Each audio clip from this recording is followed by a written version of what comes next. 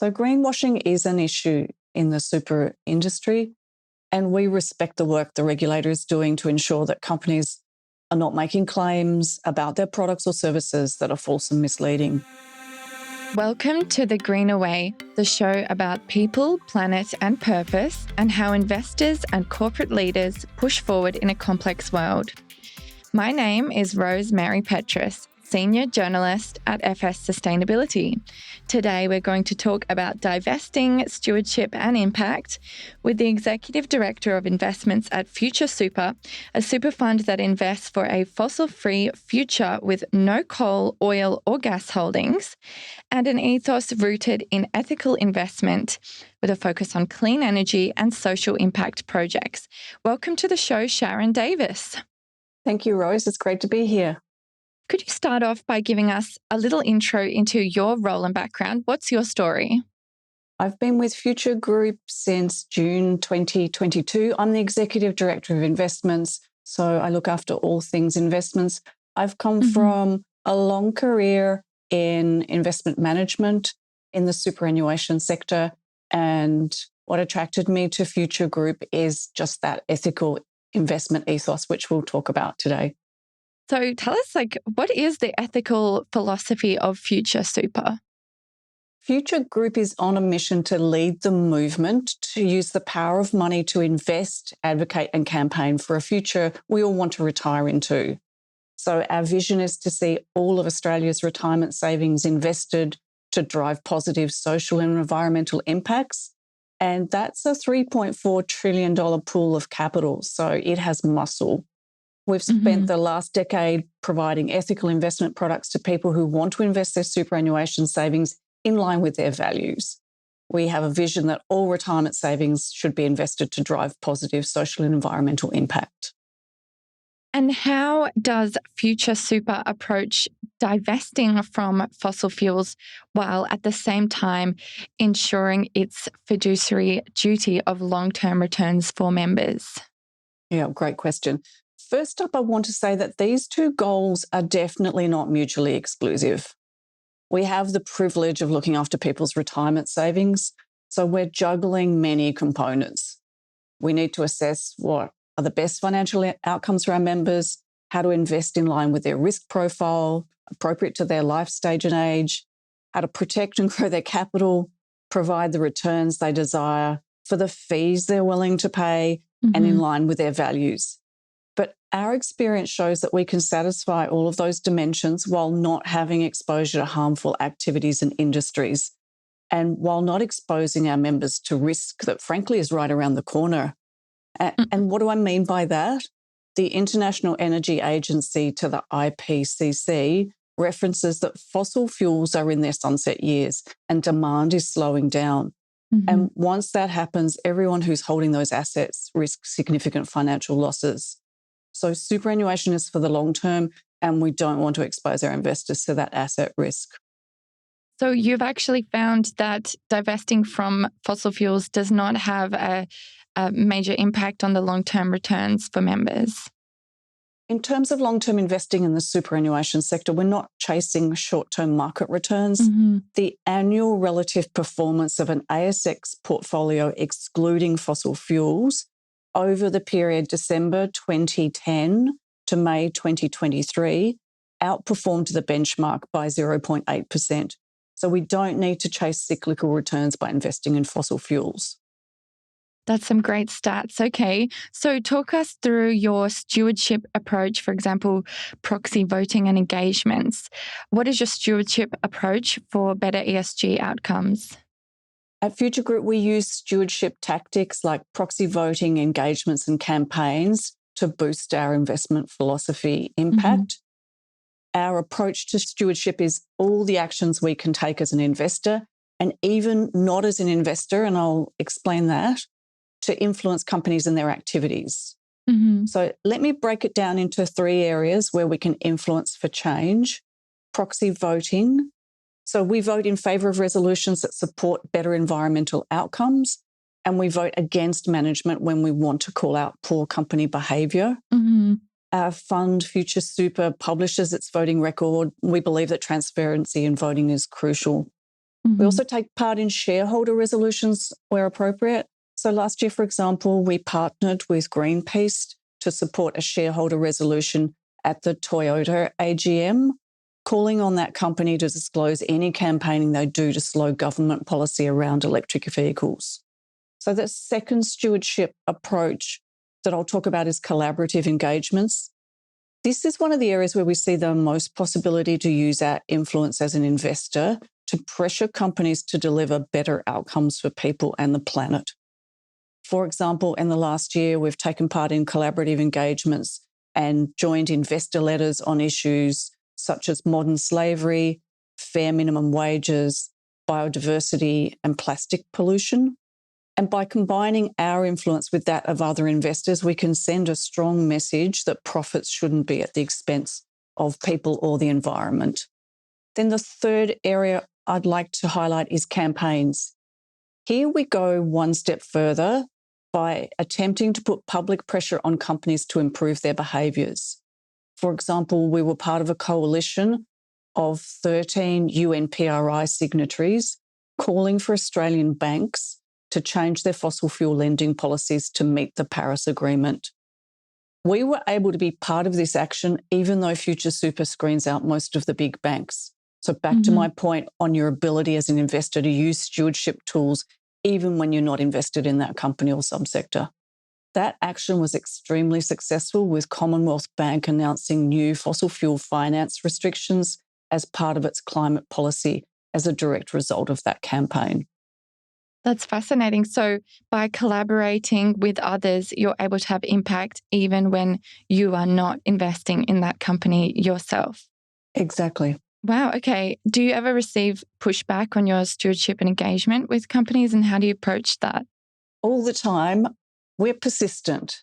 So we know we won't always be successful. And a good example is Tesla. Despite successive engagements we've had with Tesla about their people, their employment practices, we haven't managed to shift their approach. And so the other lever we have at our disposal then is to divest from companies.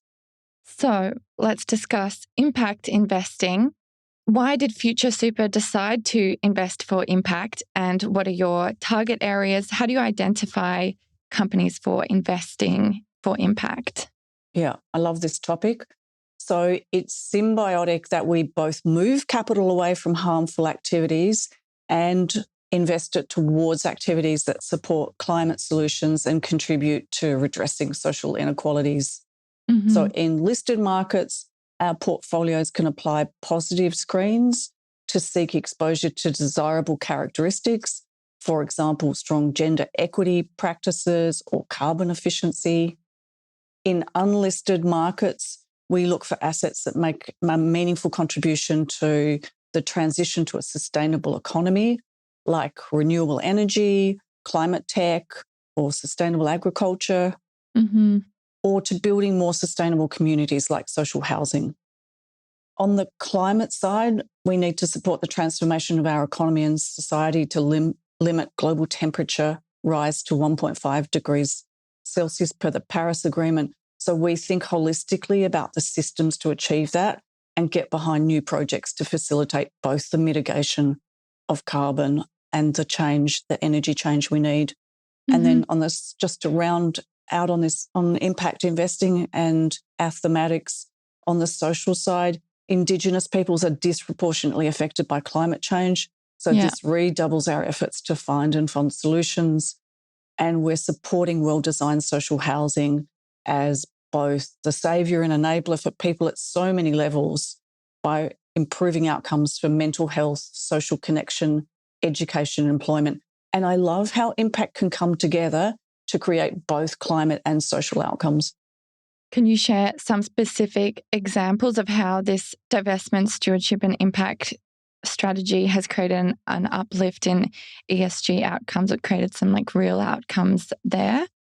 So sure, let me talk about two of our impact investments that we really love and which our members love. The first is Nightingale. The social housing provider? Yes, yeah. So Future Super's investment has lent the power of members' super to build 4 new communities on Albion Street in Brunswick, Melbourne. Mm-hmm. This precinct is called Nightingale Wurrawara Bick. Mm-hmm. Nightingale makes clear inroads into equality in the property market. When you think about it, affordability, socioeconomic background, and demands on desirable locations are the biggest barriers to home ownership in Australia. So the impact that this project has, it's carbon neutral. The community will be fossil fuel free and powered by solar and certified green power. It's providing sustainable living with communal spaces and access to transport. And it's affordability first. So Nightingale is not for profit. The apartments are sold without profit margins, making each home more affordable. Mm-hmm. And 20% of Nightingale Wurrawara Bick is allocated to registered community housing. And a further 20% of the apartments are reserved for demographics who often find it more difficult to secure property. Mm-hmm. So this is a great example of how an impact investment in social housing can create financial benefits for our superannuation members, but definite environmental and social impact. So I have one more that I'd love to share, which is Conscious Investment Management's Impact Fund. So Future Super invests into this fund, and recently it helped traditional owners buy back country in southwest Queensland. So the Kalili people are returning to country after acquiring the pastoral lease to Tharragominda Station at auction. Wow. And yeah, it's great. And this acquisition was secured through a finance partnership underpinned by carbon farming. Mm-hmm. So in partnership with Climate Friendly, the Kalili people have gained approval from the Clean Energy Regulator for a carbon farming project on the site. And then Conscious Investment Management provided the financing for the acquisition based on the forecast income from that carbon farming project. Mm-hmm. So it's another one that we love. Amazing projects there. Let's talk about your engagement with members. How does your firm gather and integrate feedback from members to shape its investment strategies and stewardship activities? We hear from members monthly through regular pulse checks. We have a great tool called Ask Nicely, and I love browsing through it and seeing what members are saying. They share what they like about our investments and the real world impact that they're having on the planet, and they share what they're feeling about their returns and the service that they receive. Mm-hmm. We've incorporated a lot of feedback from members on investments such as renewables that they're interested in. And we've taken action on issues that have been raised by our members that they're concerned about. Mm-hmm. The unfair working conditions for employees at Tesla that I mentioned before, that was raised by members. And then gender diversity is another one. One of our negative screens came from member feedback. Several years ago, we heard from members that gender diversity on boards was an issue they cared about. And so we implemented a screen to screen out companies with all male board members as a direct result. Oh, wow. And then we love to keep our members engaged in the divestment movement. So we use feedback and communication with our members to raise awareness around protests. For example, Santos, Barossa and Narrabri projects. Our members love to be connected to those issues. And this is a strong demonstration of how we show that stewardship matters and that stewardship creates results. Amazing. So let's talk about greenwashing. In 2023, your firm received a fine from ASIC related to green claim allegations. What are the lessons learned and what measures have been implemented to ensure transparency and accountability moving forward? So let me start out by saying we hold ourselves to a really high standard in how and where we invest. We're super authentic and true to label. That's why our members trust us with their money and we haven't let them down. But in 2019, Future Super published a Facebook post that was missing an important caveat. We self-reported that post to ASIC and then paid the infringement in April 2023. So greenwashing is an issue in the super industry, and we respect the work the regulator is doing to ensure that companies are not making claims about their products or services that are false and misleading. Mm-hmm. And this work makes all of us better. It refines what we're doing. It makes it easier for the consumer to evaluate the promises against the proposition. So we love this because it causes the whole industry to mature and evolve. Mm-hmm. And the bar is set high for financial product disclosures, and for good reason. But we want more people to invest in the way that we do and be authentic about it. But we don't want the unintended consequence of them to be spooked by the potential that they'll innocently or accidentally foot fault. So it's, the evolution and the disclosure regime, it's really important that we continue to improve it. So what have we put in place? What are the lessons that we've learned, and what are the new measures we've put in place? I'm going to plug a tech tool that we've implemented called HAST, HASST, and it has the power to search, monitor, and audit our advertising across all our websites and social media platforms for compliance and marketing risks, given this is a highly regulated environment. So that is working really, really well for us as another check and balance. Interesting. I'll have to check it out. Okay. What message do you have for others in the industry that might be considering a similar divestment and stewardship approach to yours?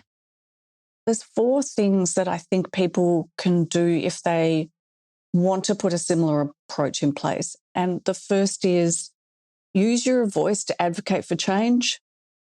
As we've been discussing, investors are powerful, that capital is powerful. And so you should exercise your voting rights, turn up to AGMs, put pressure on board directors and the company investor relations team. And you don't have to be an investor to engage with a company. So use your voice would be my first message. And then long-term returns for investors and investing for the planet can be achieved. You don't need to choose one over the other. Mm-hmm. This is becoming a mainstream way of investing. It's happening now. Mm-hmm. Then thirdly, I'd encourage people to steal our stuff. We've got quite progressive policies and practices that reduce inequality in the workplace available on our website, from menstrual and menopausal leave to mental health and gender affirmation support. We're asking impact investors to visit our website, steal them, implement them. We've done the heavy lifting for you. Lastly, we don't have time on our side. We need to transform our economy and society to limit global temperature rise to 1.5 degrees. We don't have all the climate solutions we need in play yet to achieve that. So as investors, we need to back investments and projects and invest capital into technology that will help us transition away from harmful industries. So I'd encourage people to not wait. Well, thank you. Today, we've been hearing all about divestment, stewardship, impact, and all that good stuff with Sharon Davis, Executive Director of Investments at Future Super. Sharon, thank you so much for your time today. Thank you, Rose. It was great to be part of the podcast. I'm Rose Mary Petrass, and that's a wrap for today. Tune in next week to hear about degrowth economics and social tipping points with Erin Ramblins, founder of Rebiz. The Greenaway podcast is a product of FS Sustainability, a show about people, the planet, and investing in our collective future. All information in this podcast is for education and entertainment purposes only. The Greenaway podcast gives listeners access to information and educational content provided by discussing numerous financial sustainable options and our featured guests. It is not intended as a substitute for professional, legal, or tax advice. The hosts of The Greener Way are not financial professionals and are not aware of your personal financial circumstances. Before making any financial decisions, you should read the product disclosure statement and, if necessary, consult a licensed financial professional. For more information, head to the disclaimer page on the FS Sustainability website, fssustainability.com.au.